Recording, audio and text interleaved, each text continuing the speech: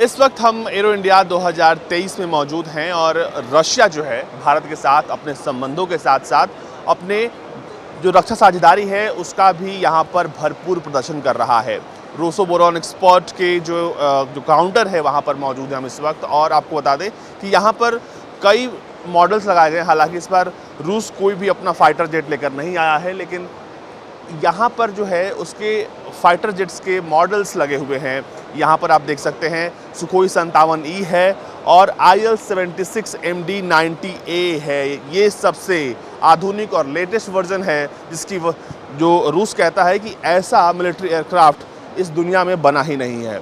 बल्कि इसकी जो क्षमता है वो भी बहुत कमाल की है, क्योंकि ये जो विमान है वो एक देश से दूसरे देश बिना रिफ्यूल के जा सकता है। इसकी जो कैपेसिटी है वो बहुत ज़्यादा है।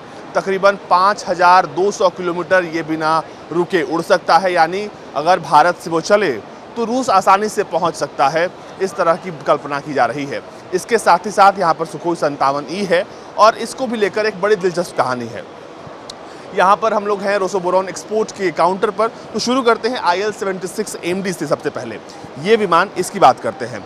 आपको बता दें कि भारत के पास ऑलरेडी IL-76MD है और IL-76MD का जो है पुराना वर्जन, यानी सिर्फ IL-76MD भारतीय सेना इस्तेमाल करती है। लेकिन यहाँ पर रूस जो है भारतीय IL-76MD का एक नया वर्जन लेकर आया है, जिसमें नए तरह के 4 इंजन्स लगे हैं। ये ज़्यादा बड़ा है, इसमें सेल्फ डिफेंस सिस्टम है और सेल्फ डिफेंस सिस्टम के साथ ही साथ इसका जो एवियोनिक्स है या फिर इसकी जो कैरिंग कैपेसिटी है वो सबसे ज़्यादा है। ये बताया जा रहा है, जब मैंने इसके बारे में जानना चाहा, यहाँ पे जो मौजूद लोगों ने बताया मुझे कि ये एक साथ तकरीबन जो है वो 150 से 200 ट्रूप्स को ले जा सकता है। इसके अलावा ये मिलिट्री इक्विपमेंट्स को भी ले जा सकता है। इसकी जो रेंज है वो बहुत ज़्यादा है। अगर पैराट्रूपर्स की बात करें तो 120 से ज़्यादा पैराट्रूपर्स इससे जो है जा सकते हैं। इसके अलावा इसकी जो निचला हिस्सा देखेंगे, जो कैरिंग जो पूरा एरिया है अंदर का, वो 321 क्यूबिक मीटर का है। इसमें कई बड़े मिलिट्री हथियार जो आर्मर्ड व्हीकल्स है वो जा सकती हैं। इसका फ्यूल टैंक बड़ा है और सबसे बड़ी बात जो इस बार इस नए वाले IL-76 में है कि इसका पूरा सिंगल विंग है। ये सिंगल विंग है, ऊपर का ढांचा बदल गया है, ये ज़्यादा बड़ा है, रेंज ज़्यादा है इसकी। और जो पुराना वाला IL-76MD था उसकी जो कैरिंग कैपेसिटी थी, वेट की जो पेलोड कैपेसिटी थी वो सिर्फ 40 टन थी, लेकिन इसमें ये 60 टन कर दिया गया है। यानी 20 टन का इजाफा है जो भारत के पास है। अब उसको अपग्रेड की ज़रूरत होगी। इसमें ज़्यादा जो है कह सकते हैं कि फीचर है, सेफ्टी फीचर्स है। इसमें किसी भी मिसाइल जब अपनी तरफ वो आ रहा होगा, ख़ासतौर पे मैन पैड से अगर कोई मिसाइल लॉन्च की जाएगी तो ये उसे ब्लॉक कर सकता है, डेविएट कर सकता है, अपनी एक फेक इमेज क्रिएट कर सकता है रडार पर, ताकि ये मिसाइल को डेविएट कर सके। साथ ही साथ इसमें ऑटो फ्लेयर्स की भी सुविधा दी गई है। यानी अगर कोई मिसाइल से हिट करने आ रही होगी तो ये खुद से फ्लेयर्स छोड़ेगा, ताकि हीट फ्लेयर्स, ताकि जो है वो उस मिसाइल को डेविएट कर सके।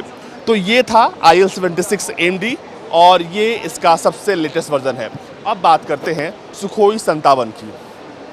वैसे तो दुनिया में कई सारे एडवांस अपने जहाज़ देखे होंगे, लेकिन ये जो जहाज़ है सुखोई 57E बहुत खास है। रूस कहता है कि advance multi functional fighter jet है।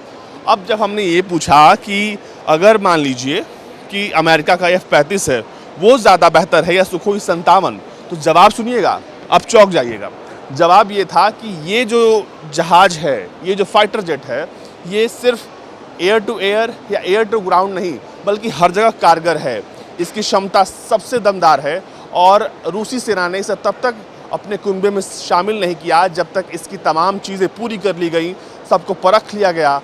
हर वो निर्देश जो दिया गया था रोसोबोरॉन एक्सपोर्ट को, उसने उसको पूरा नहीं किया, तब तक इसकी जो काम है उसको किया जा रहा था। आपको बता दें कि सुखोई 57 के बारे में एक और बात बहुत मशहूर है।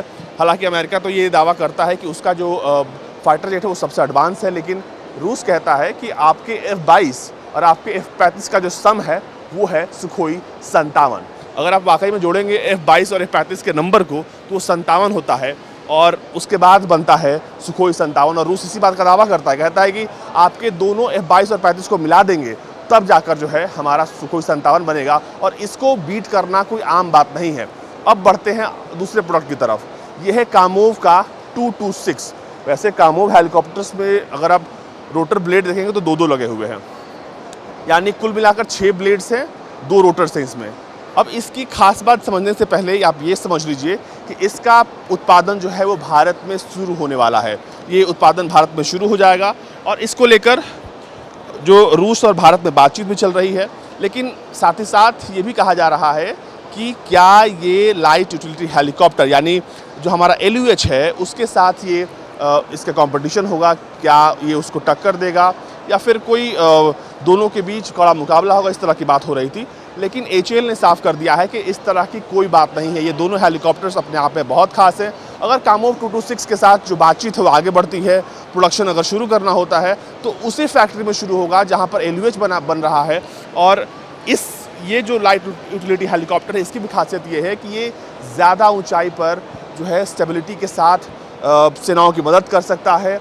ये भी लाइट है, इसका वजन बहुत हल्का है, ये सबसे अपग्रेडेड वर्जन है।